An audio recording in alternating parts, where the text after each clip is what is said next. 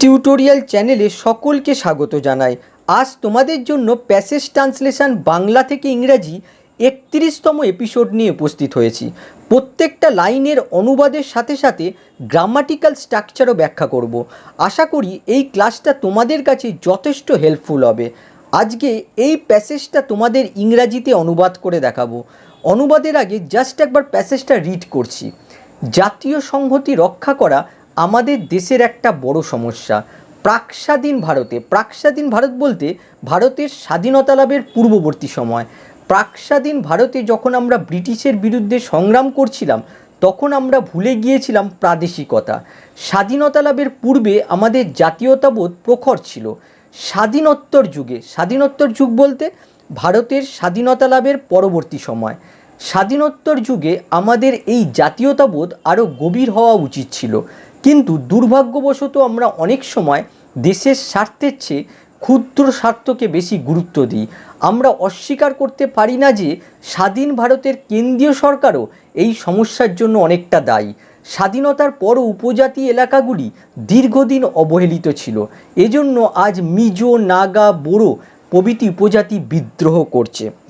Translation শুরু করার আগে দুটো গুরুত্বপূর্ণ পয়েন্ট তোমাদের বলে নিতে চাই।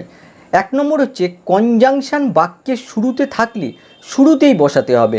আর দু নম্বর হচ্ছে অ্যাডভার্ব অর অ্যাডভার্বিয়াল ফ্রেজ, বিশেষ করে অ্যাডভার্বিয়াল ফ্রেজ অফ টাইম বাক্যের শুরুতে থাকলে শুরুতেই বসাতে হবে, তবে বাক্যের শেষেও বসতে পারে। প্রথম লাইনটা দেখো, জাতীয় সংহতি রক্ষা করা আমাদের দেশের একটা বড় সমস্যা। এই সেন্টেন্সটাকে ইংরাজিতে অনুবাদ করতে গেলে আমাদের এইভাবে করতে হবে, জাতীয় সংহতি রক্ষা করা হয় আমাদের দেশের একটা বড় সমস্যা।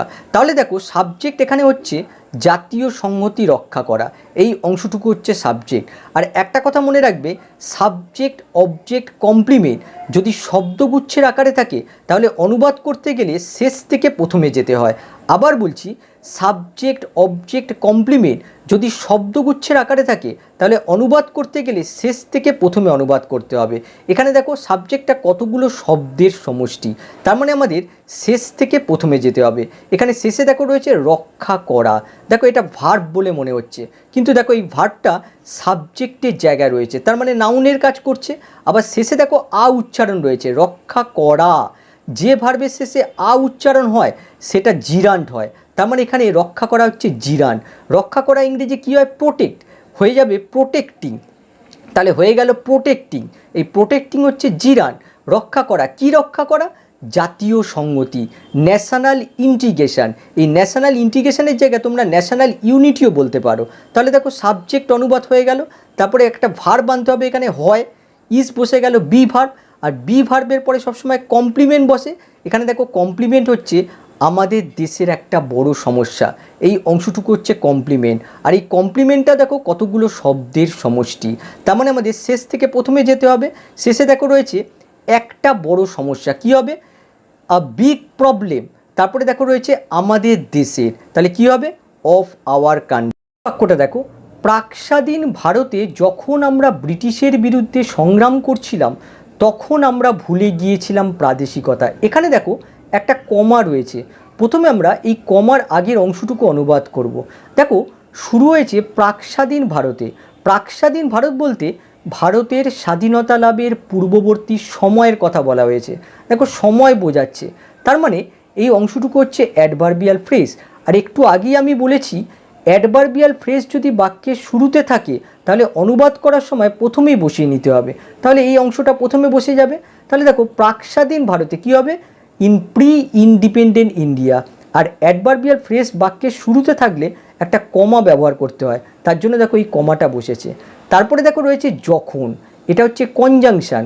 কনজাংশনও বাক্যের শুরুতে থাকলে প্রথমেই বসে যায়, তাহলে হোয়েন বসে গেল। তারপরে দেখো বাকি অংশটা পড়ে থাকে আমরা ব্রিটিশের বিরুদ্ধে সংগ্রাম করছিলাম, এই অংশটুকুর মধ্যে দেখো সাবজেক্ট হচ্ছে আমরা, উই বসে গেল। তারপর আমাদের শেষ থেকে শুরু করতে হবে। শেষে দেখো রয়েছে সংগ্রাম করছিলাম, এটা হচ্ছে ভার্ব, ফট বসে গেল। তারপরে দেখো রয়েছে ব্রিটিশের বিরুদ্ধে, কি হবে? Against the British. এখানে দেখো এখানে ফট ইন্ট্রানজিটিভ ভার্ব হিসেবে ব্যবহার করা হয়েছে, তার জন্য দেখো তারপরে কোনো অবজেক্ট আসেনি, প্রিপোজিশন এসছে। তারপরে দেখো একটা কমা রয়েছে, এই কমাটা বসে গেল। তারপরে দেখো রয়েছে তখন। মনে রাখবে ইংরাজিতে যখন বসলে আর তখন ব্যবহার করতে নেই, এখানে এই কমাটা ব্যবহার করা মানেই তখন বোঝাচ্ছে, আলাদা করে তখন ব্যবহার করার দরকার নেই। তাহলে দেখো বাকি অংশটা পড়ে থাকে আমরা ভুলে গিয়েছিলাম প্রাদেশিকতা। এই অংশটুকু দেখো ইংরেজি স্ট্রাকচার অনুযায়ী রয়েছে, প্রথমে সাবজেক্ট আছে, তারপরে ভার্ব আছে, তারপরে অবজেক্ট আছে। তাহলে দেখো আমরা উই বসে গেল, ভুলে গিয়েছিলাম ফট বসে গেল, তারপরে দেখো রয়েছে প্রাদেশিকতা, প্রভিন্সিয়ালিজম। বাক্যটা দেখো স্বাধীনতা লাভের পূর্বে আমাদের জাতীয়তাবোধ প্রখর ছিল। এখানে দেখো শুরু হয়েছে স্বাধীনতা লাভের পূর্বে, দেখো টাইম বোঝাচ্ছে। এই অংশটুকু হচ্ছে অ্যাডভার্বিয়াল ফ্রেজ, আর অ্যাডভার্বিয়াল ফ্রেজ যেমন আমরা শুরুতেও ব্যবহার করতে পারি, আমরা শেষেও ব্যবহার করতে পারি। এক্ষেত্রে আমরা শেষে ব্যবহার করব। তাহলে প্রথমে সাবজেক্ট বসে যাবে, এখানে দেখো সাবজেক্ট হচ্ছে আমাদের জাতীয়তাবোধ, কী হবে আওয়ার সেন্স অফ ন্যাশনালিজম। তারপরে দেখো রয়েছে ছিল, ওয়াজ বসে গেল, তারপরে দেখো রয়েছে প্রখর, স্ট্রং বসে গেল, তারপরে আমরা অ্যাডভার্বিয়াল ফ্রেজটা ব্যবহার করব স্বাধীনতা লাভের পূর্বে, বিফোর ইন্ডিপেন্ডেন্স। তাহলে দেখো এর স্ট্রাকচারটা দেখো, আওয়ার সেন্স অফ ন্যাশনালিজম, এই অংশটুকু হচ্ছে সাবজেক্ট, ওয়াজ হচ্ছে বিভার, আর স্ট্রং হচ্ছে কমপ্লিমেন্ট, এখানে দেখো অ্যাডজেক্টিভ ফর্মে রয়েছে, আর বাকি অংশটা দেখো অ্যাডভার্বিয়াল। বাক্যটা দেখো স্বাধীনোত্তর যুগে আমাদের এই জাতীয়তাবোধ আরও গভীর হওয়া উচিত ছিল। দেখো বাক্যটা শুরু হয়েছে স্বাধীনোত্তর যুগে, স্বাধীনোত্তর যুগ বলতে স্বাধীনতা পরবর্তী যুগের কথা বলা হয়েছে, দেখো সময় বোঝাচ্ছে। তার মানে এই অংশটুকু হচ্ছে অ্যাডভার্বিয়াল ফ্রেজ, এক্ষেত্রে আমরা বাক্যের শুরুতেই রাখবো। তাহলে কী হবে ইন দ্য পোস্ট ইন্ডিপেন্ডেন্স এরা। আর তোমরা জানো যে অ্যাডভার্বিয়াল ফ্রেজ বাক্যের শুরুতে এলে একটা কমা বসে, তার জন্য এই কমাটা বসেছে। তারপরে দেখো বাকি অংশটুকুর মধ্যে সাবজেক্ট হচ্ছে আমাদের জাতীয়তাবোধ, কী হবে hour sense of nationalism, subject বসে গেল। এবারে আমাদের শেষ থেকে যেতে হবে, শেষে দেখো রয়েছে উচিত ছিল। এই উচিত ছিল অর্থে আমরা ব্যবহার করি শুড হ্যাভ প্লাস ভার্বের পাস্ট পার্টিসিপল ফর্ম, কিন্তু দেখো এখানে রয়েছে হওয়া উচিত ছিল, তাহলে কী হবে শুড হ্যাভ বিন। দেখো বি ভার্বের পাস্ট পার্টিসিপল ফর্ম ব্যবহার করা হয়েছে, এখানে হওয়া অর্থে বিন আনা হয়েছে, শুড হ্যাভ বিন হওয়া উচিত ছিল। কি হওয়া উচিত ছিল আরও গভীর, দেখো একটা তুলনা বোঝাচ্ছে। তাহলে কী হবে এখানে দেখো গভীর তীব্র বা শক্তিশালী অর্থে ব্যবহার করা হয়েছে, তাহলে কী হবে মোর ইন্টেন্স। এই মোর ইন্টেন্সের জায়গায় তোমরা ব্যবহার করতে পারো স্ট্রং। এর বাক্যটা দেখো কিন্তু দুর্ভাগ্যবশত আমরা অনেক সময় দেশের স্বার্থের চেয়ে ক্ষুদ্র স্বার্থকে বেশি গুরুত্ব দিই। দেখো বাক্যটা শুরু হয়েছে কিন্তু দিয়ে, কিন্তু হচ্ছে কনজাংশন, আর কনজাংশন বাক্যের শুরুতে থাকলে শুরুতেই বসিয়ে দিতে হবে, তাহলে বাট বসে গেল। তারপরে দেখো রয়েছে দুর্ভাগ্যবশত, এটা হচ্ছে অ্যাডভার্ব, অ্যাডভার্বও বাক্যের শুরুতে থাকলে শুরুতেই বসিয়ে দিতে হয়, তাহলে আনফর্চুনেটলি বসে গেল। তারপরে দেখো বাকি অংশটুকুর মধ্যে সাবজেক্ট হচ্ছে আমরা, উই বসে গেল।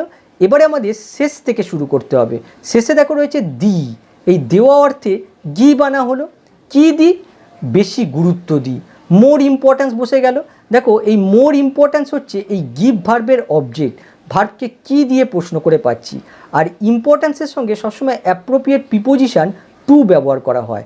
আচ্ছা কী বিষয়ে গুরুত্ব দিই, দেখো এখানে লেখা আছে দেশের স্বার্থের চেয়ে ক্ষুদ্র স্বার্থকে, প্রথমে আসবে ক্ষুদ্র স্বার্থকে স্মল ইন্টারেস্ট, তারপরে দেখো রয়েছে চেয়ে দেন বসে গেল, তারপরে দেখো রয়েছে দেশের স্বার্থ, কী হবে the interest of the country, তারপরে দেখো শেষ থেকে গেলে আসে অনেক সময়। দেখো এই অনেক সময় হচ্ছে adverb of frequency, adverb of frequency সবসময় মেন ভার্বের আগে বসে, এখানে দেখো মেন ভার্ব হচ্ছে গিভ, ঠিক তার আগে বসে গেল অফেন।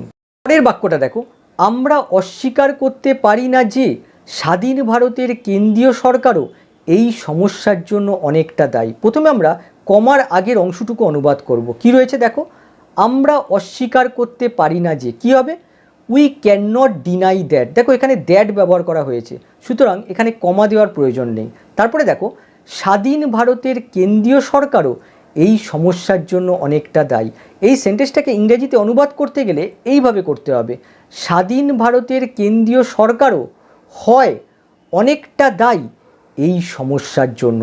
তাহলে দেখো সাবজেক্ট হচ্ছে স্বাধীন ভারতের কেন্দ্রীয় সরকার, দেখো সাবজেক্টটা কতগুলো শব্দের সমষ্টি, তার মানে আমাদের শেষ থেকে প্রথমে অনুবাদ করতে হবে। শেষে দেখো রয়েছে কেন্দ্রীয় সরকার, কী হবে দ্য সেন্ট্রাল গভর্নমেন্ট, তারপরে দেখো রয়েছে স্বাধীন ভারতের অফ ইন্ডিপেন্ডেন্ট ইন্ডিয়া, তারপরে আমাদের ইস আনতে হবে হয়, তারপরে দেখো শেষ থেকে যেতে হবে অনেকটা দায়ী, কী হবে লার্জলি রেসপন্সিবল, কিসের জন্য এই সমস্যার জন্য, কী হবে ফর দিস প্রবলেম। বাক্যটা দেখো স্বাধীনতার পরও উপজাতি এলাকাগুলি দীর্ঘদিন অবহেলিত ছিল। দেখো এই বাক্যটাকে অনুবাদের জন্য আমরা এভাবে সাজাতে পারি, স্বাধীনতার পরও উপজাতি এলাকাগুলি ছিল অবহেলিত দীর্ঘদিন ধরে, এইভাবে সাজাতে পারি। তাহলে দেখো প্রথমে আসছে স্বাধীনতার পরও, স্বাধীনতার পর ইংরেজি আফটার ইন্ডিপেন্ডেন্স, কিন্তু দেখো এখানে রয়েছে স্বাধীনতার পরও, এই ও অক্ষরটার দ্বারা এই পর শব্দটাকে এমপ্যাসিস করা হয়েছে। তাহলে দেখো অনুবাদ হবে ইভেন আফটার ইন্ডিপেন্ডেন্স, এখানে ইভেন শব্দটা এই আফটারকে এমপ্যাসিস করার জন্য ব্যবহার করা হয়েছে।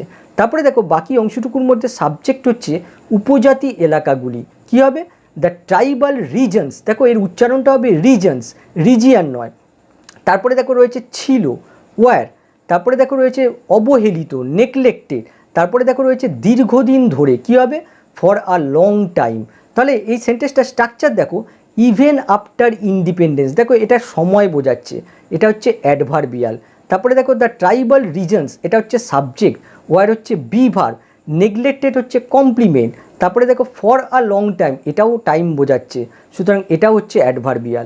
এর বাক্যটা দেখো এজন্য আজ মিজো নাগা বোড়ো প্রভৃতি উপজাতি বিদ্রোহ করছে। দেখো বাক্যটা শুরু হয়েছে এজন্য, এটা হচ্ছে কনজাংশন, শুরুতে রয়েছে তার জন্য প্রথমেই বসে যাবে দ্যাট ইজ হোয়াই। তারপরে দেখো রয়েছে আজ, এটা হচ্ছে অ্যাডভার্ব, শুরুতে রয়েছে তার জন্য বসে যাবে টুডে। তারপরে দেখো মিজো নাগা বোড়ো প্রভৃতি উপজাতি, এই অংশটুকু হচ্ছে সাবজেক্ট, কী হবে Mizo Naga and Bodo and other tribes. তারপরে দেখো বাকি অংশটা রয়েছে বিদ্রোহ করছে, দেখো এটা প্রেজেন্ট কন্টিনিউয়াসে আছে, কী হবে আর রিবেলিং, এই রিবেলিংয়ের জায়গায় তোমরা রিভোল্টিংও ব্যবহার করতে পারো। তাহলে আজকের ক্লাসটা এই পর্যন্তই, আবার নেক্সট ক্লাসে দেখা হবে, বাই।